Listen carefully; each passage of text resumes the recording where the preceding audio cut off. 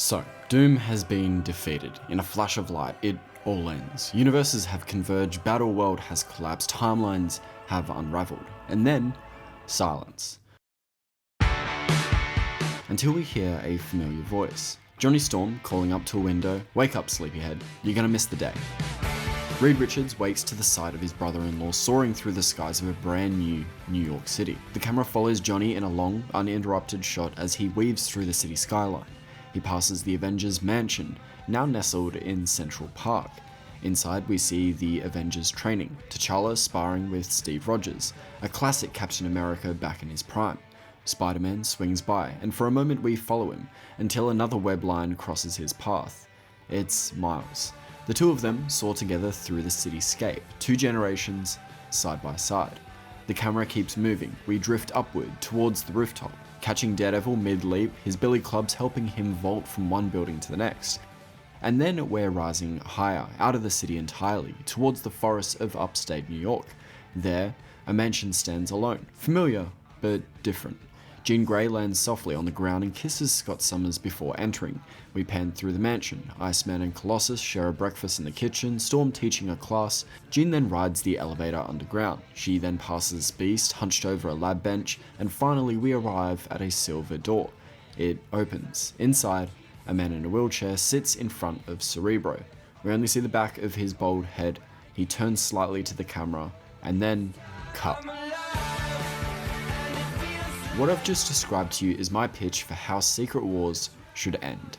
A soft reboot of the Marvel Cinematic Universe after the climax of Secret Wars. A clean slate, a new world, built from the ruins of the old ones. If we're being honest, it's something Marvel has needed for a long time. The truth is, actors age. They move on. Some tragically pass away, and the characters they leave behind. Iron Man, Captain America, Black Widow, Black Panther, they're the heart of this universe. But Marvel's story still has to continue.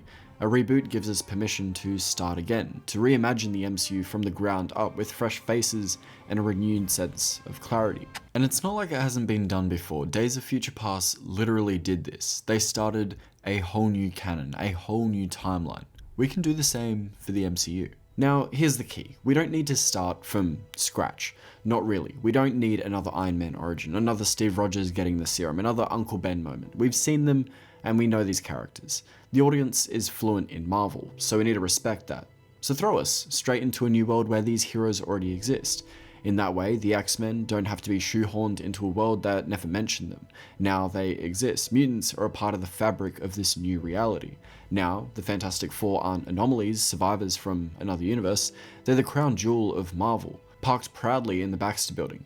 Now the Avengers can stand in their mansion, not as relics of a fading era, but as icons reborn.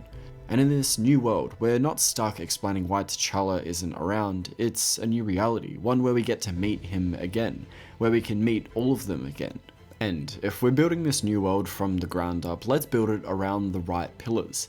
In the comics, the flagship corners of the Marvel Universe have always been the Fantastic Four, the X-Men, Spider-Man, and thanks to the movies now, the Avengers too. These are the foundation. Focus there. Recenter the universe around them, not scattered, C-list characters from unfinished storylines. Like guys, there was a whole show dedicated to the nanny of the Marvel Universe. But the problems go beyond this. It's structural. The longer these universes go on, the more they collapse under their own weight. The multiverse, once a thrilling new toy, has become a narrative trap. It's harder and harder to care about what's happening when every version of every character can be undone, replaced, or rebooted again at any moment. If this isn't our universe, if these aren't our heroes, then why should we care? The emotional stakes get diluted. The story feels like a side quest. And with Marvel's upcoming Avengers Secret Wars pulling characters in and out of universe like it's nothing, that disconnection will only deepen. It'll only get worse, especially when it comes to the X-Men. Cheaply pulling off our nostalgia. If Marvel just ports them into the existing MCU, Earth 19999, without their world, without a larger mutant race, without the prejudice and metaphor that defines them, well, they're just another superhero team. A reboot solves that. In a new universe, mutants already exist. The school, the politics, the oppression, it's all there. It's just part of the fabric of this new universe. Yes, there's always a risk. A reboot means reintroducing characters we've already met. But Marvel has to trust the audience, trust that we don't need to be handheld through another how did they get their powers routine. Let me put it like this, it's not about erasing the past, it's about telling new stories and trusting the audience's intellect to fill in the blanks. Look, this isn't some crazy idea, this is just like the universe Avengers Earth's Mightiest Heroes threw at us. A fresh world with pre-existing relationships, lived-in characters. That doesn't mean the world has to be fully realized, that there's nothing left to explore, it just means we get to skip by the unnecessary context we already know. We know how they became heroes. Now let's do something with it. Doing this frees us up to reinvent the canon, have the X-Men and the Fantastic Four be a part of this universe from the get-go. I'm impressed. It allows us to skip over the many origin stories that people dread. That way we can go straight into telling a story. If anything, for the audience, it'll be an active viewing experience. We get to discover a new version of these heroes, find out their past and how they differ from the old ones. The Rocky fellow, he's the Thing. Which one are you again, son? And let's just be honest right now about the current state of the MCU. The legacy characters haven't exactly clicked. He doesn't mean that. Ironheart doesn't excite general audiences the way Tony Stark did. Shuri's transition to Black Panther felt rushed, like it was meant to be for a third movie, not a second. The Young Avengers, cool on paper, but they haven't really materialized into anything as impactful as the Avengers. Sam Wilson's Captain America has potential, but the mantle alone isn't enough. We miss these characters, not just the symbols. A new Steve Rogers, a new Tony Stark, not just in name, but in story, can carry this universe for another 15 years. There are so many untold stories, so many iconic arcs that have never been explored. Beyond Winter Soldier or Civil War, Cap has more to offer. Beyond Demon in a Bottle or Extremis, Iron Man has layers left untouched. And even if we did revisit those stories, imagine how much cooler they'd be with a full populated Marvel universe. Imagine Civil War, for instance, with the Fantastic Four, the X-Men, Prison 42, just the whole world. Something closer to the big event scale of the comics that it was, not just some heroes fighting in a parking lot. Imagine seeing Hank and Janet in their prime. Hank in Earth's Mightiest Heroes is one of the most complex and layered characters. Imagine seeing that on screen. Everyone, just breathe. We can resolve this without resorting to violence. No one needs to get hurt. They're supervillains. You just hit them. I quit. Right now, Marvel's strategy feels like it's trying to wring every last drop out of the characters who are no longer there, or who no longer feel like the versions we fell in love with. That's not a foundation. That's a slow fade. I think everyone complains about this, but what about the plot threads as well that Marvel has left hanging? They're really just going nowhere. The leader, Tiamat in the ocean, only has now really been developed. The Celestials though, Eternals, Star Fox, Hercules, Blade, sure, all introduced, but barely followed up on, and now stuck in development limbo. With projects like Blade going through constant rewrites and delays, there's just no momentum, just noise. A reboot lets you wipe the board clean, start with an established world where everything already exists. No more awkward introductions, no more waiting 3 movies for them to feel fully formed. Just build the world right from the beginning, fully realized, with history, with purpose. We as audience members get to be excited finding out about this universe through the eyes of people who live in it, who have history in it.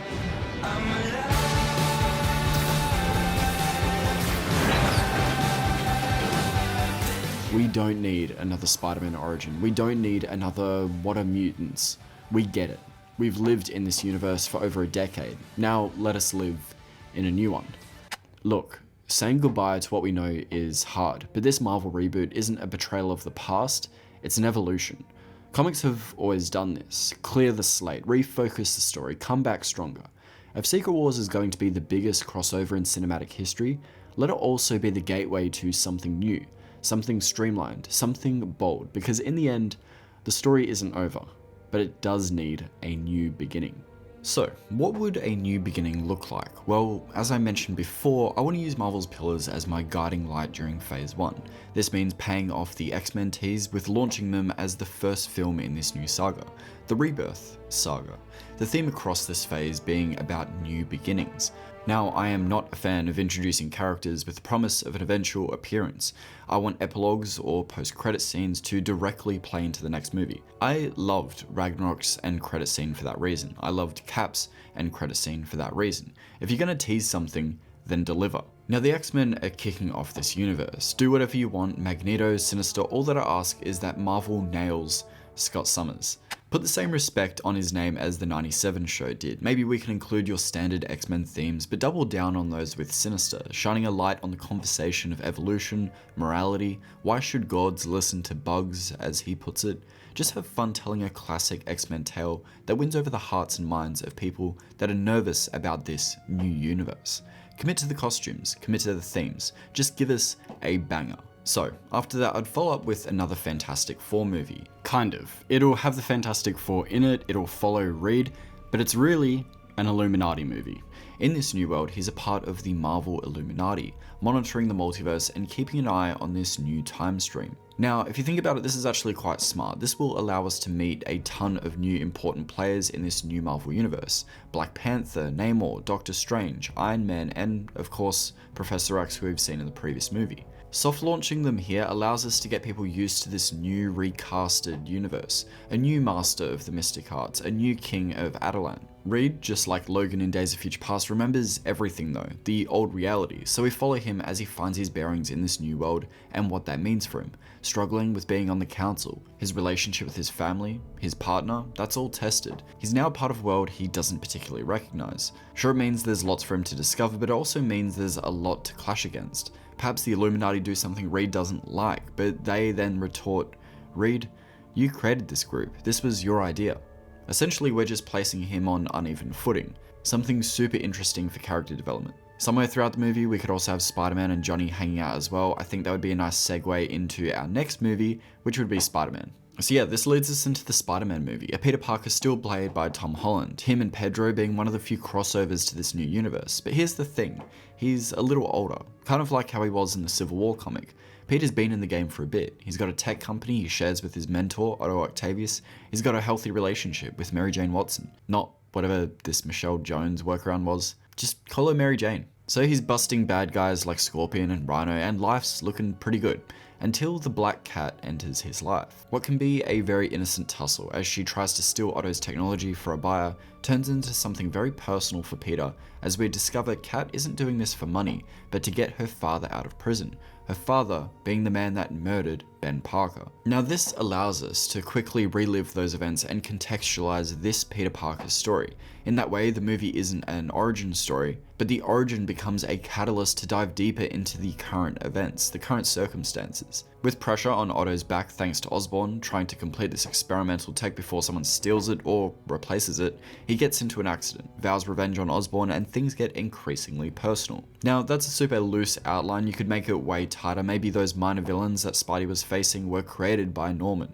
Thugs that are experimented on as weapons that they could then mass produce and sell to the military. Now the reason I'm fine with Tom Holland still being Spider-Man in this universe is because in the next Spider-Man movie I would eventually kill him off. I would have Norman be the Green Goblin facing Spidey, with Miles taking over the mantle full-time after that. If we did an end credits scene, it would be a teleporting dog apparating on the top of a New York skyscraper with a long-haired redhead.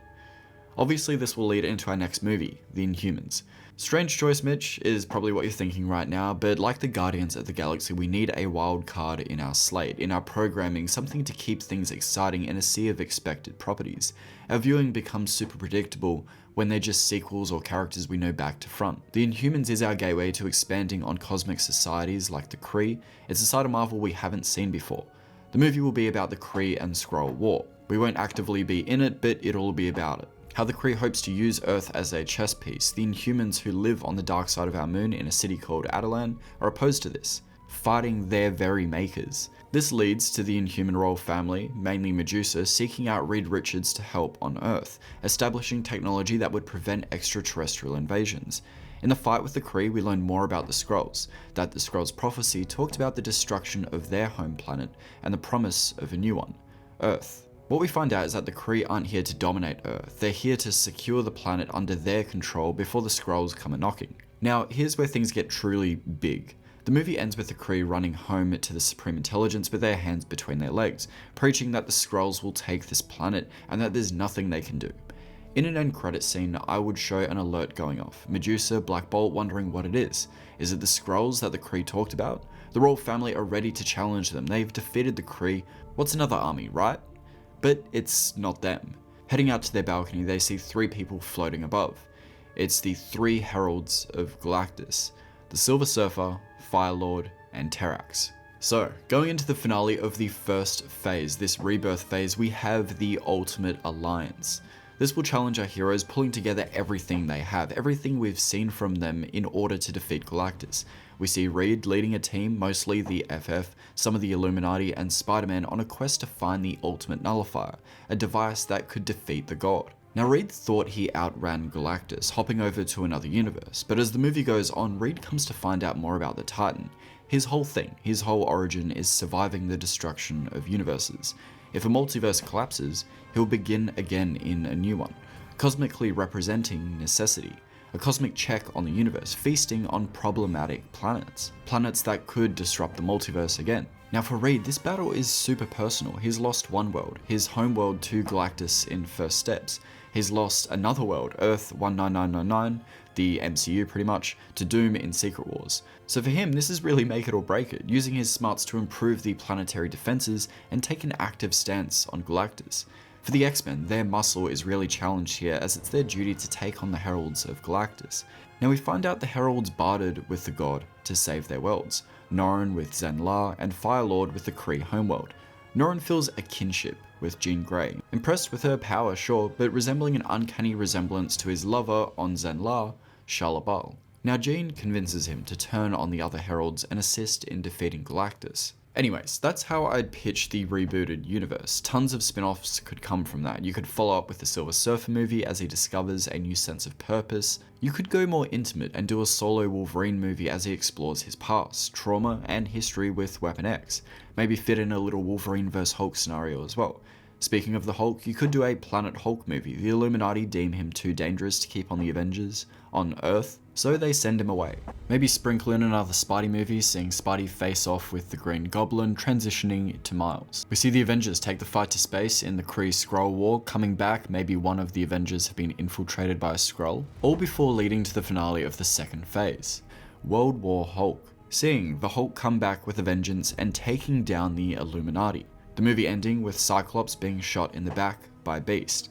Come to find that Hank is a Skrull. This springboarding the next phase with Secret Invasion as its anchor, S.H.I.E.L.D. getting more involved, all that. So there we have it. If you guys have learned anything here, it's that there is so much to do with the Marvel Universe, so many stories to tell, so many new characters to meet or interactions yet to be had. With a new universe, we could have Hank Pym, Reed Richards, and Tony Stark all share the same room. With a rebooted universe, we could have new teams shine and get the spotlight they deserve. We could tell new stories like House of M. What I'm getting at is the Marvel Universe still has so much potential, and the idea that the Marvel Universe is dying is calls to reboot it, to start again, because there is so much more story to tell.